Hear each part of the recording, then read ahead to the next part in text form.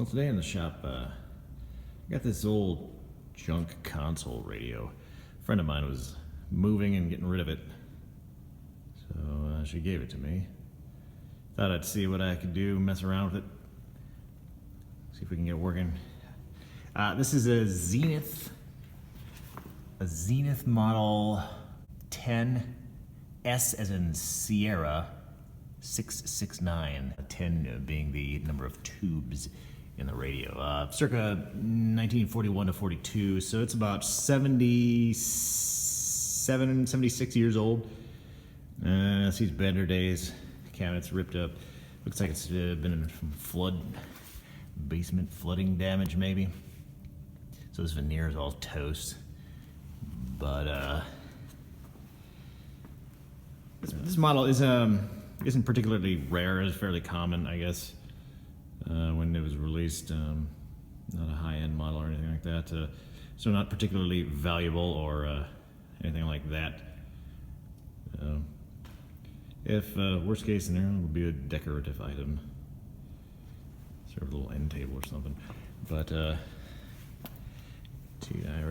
get this chassis out of here, first I gotta remove the knobs. I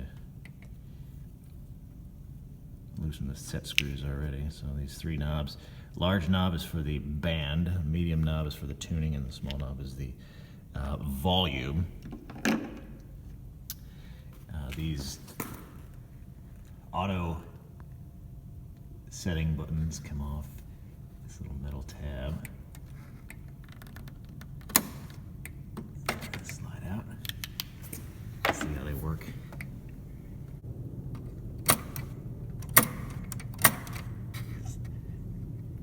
Set the dial there. Those. And this side comes off similarly. Push the little tab. These wires remain connected. Gonna have to finagle that back into there so it comes out with the chassis. This is connected with two screws here. So you have the option of either removing the two screws or the little plugs on the wires connecting to this. I don't know if I want to mess with the plugs, so the screws would probably be the option here. Then on the chassis here, we got to pull this plug for the speaker, and then pull this plug here, and then remove the four spring-loaded retaining bolts under there to get the chassis out. So require a couple hands for that. But it's got a rather large speaker. I think it's a 12-inch maybe. And big driver there. It's got masking tape on the cone, and it's definitely seen better days there. But look at this graphic on this thing. This is killer. Zenith rotor wave magnet. Rotate for best reception. Look at that. I guess this can rotate this guy in here and dial in your reception. Anyway, so I'll get this out and get on the bench and see what we can do with it. Okay, so I got the chassis out. Use compressed air to blow off the dust that had collected to clean some of the vacuum tubes. So nice and shiny. But just going to be lubricating some of the moving parts. Not many on here. Just the parts of basically where the dial shaft goes. Anything that moves. So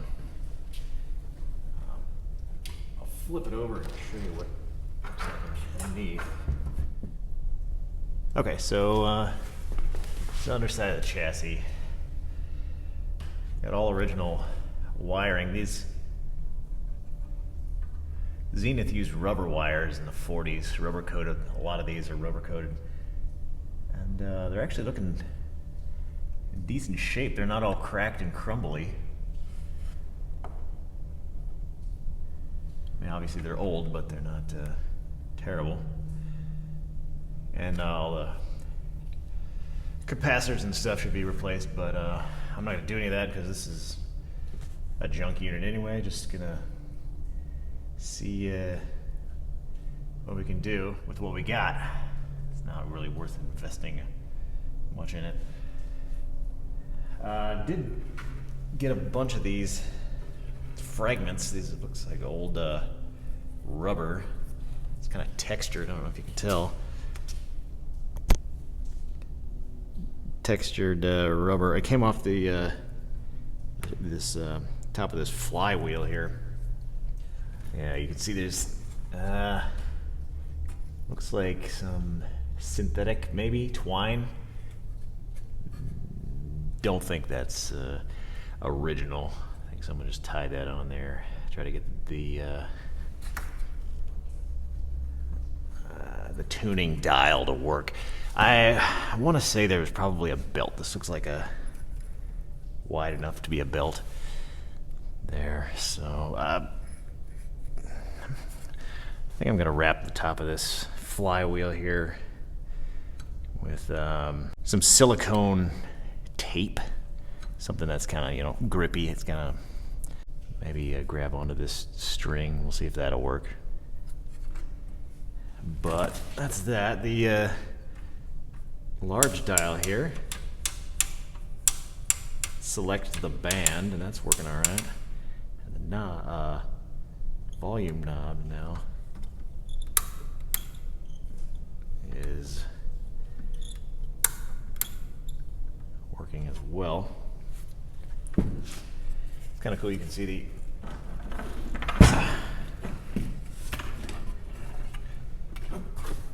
changing the band. The little arrows, these arrows here.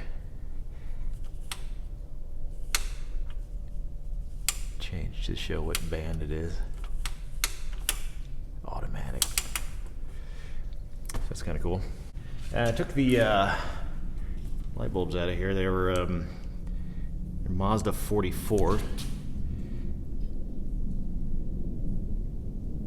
Mazda 44, 6 to 8 volt.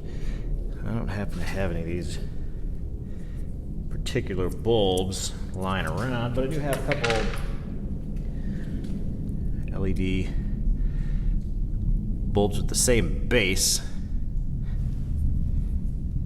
that will fit in the sockets. I don't know, they're for automotive applications, so they're 12 volt DC. I'm not sure if they'll work in there, but I'll give it a shot. All right, well, I'll wrap this spindle of the flywheel out with silicone tape. A couple rounds of that. That's one of that sticks to itself, self-adhesive. Seems to work all right.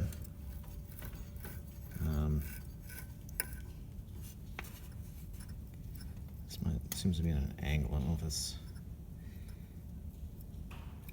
normal or not, but it's kind of clunky, but it works, and the dial's moving. So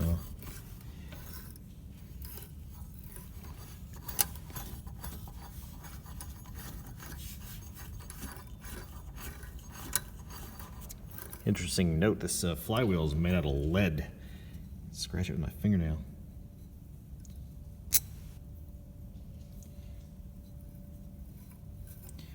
Anyway,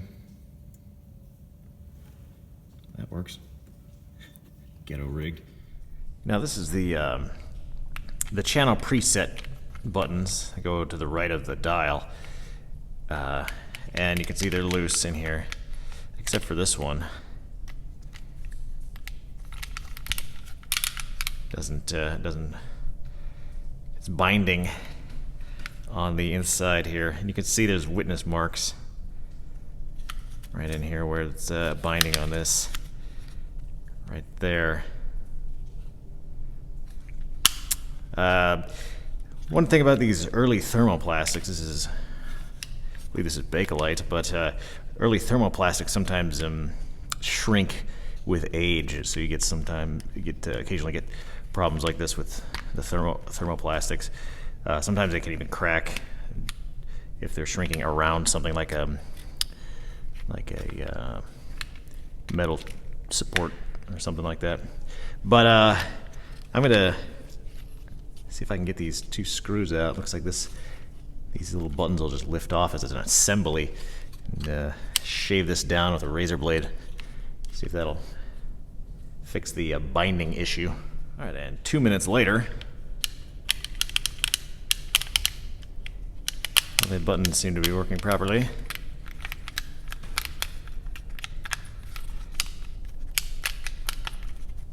So, I took it off and shaved like half a millimeter off of it in there, so took care of the problem. But anyway, throw that back on there. All right, well, I got the chassis back in, got the knobs working, tuning.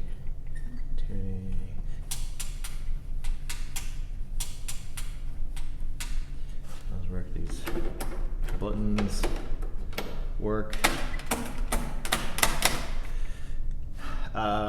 So now I guess all that's left is to plug it in and see what happens now that I ripped out its guts and put them back in again.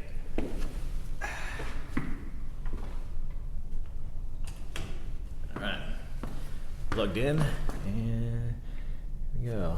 3, 2, 1.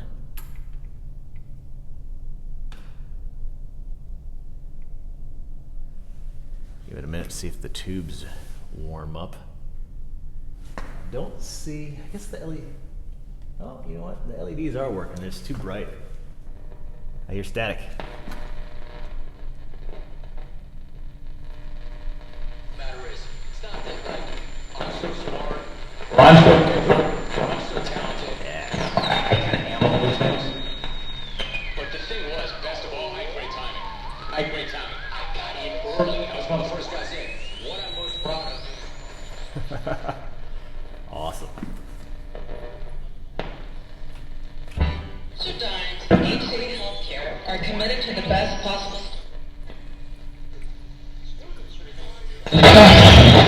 Its largest single-day drop in history.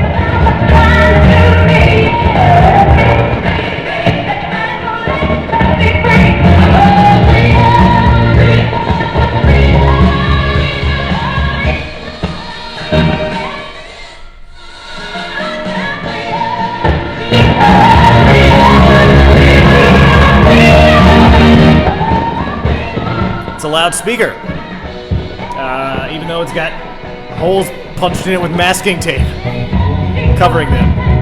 But all right, well, it works.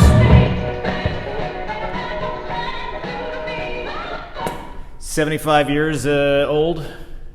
I doubt if you bought a radio today if it would be working in 75 years, but all right, well, I can listen to some tunes in the shop, I guess. Thanks for watching. Stay tuned for more interesting videos.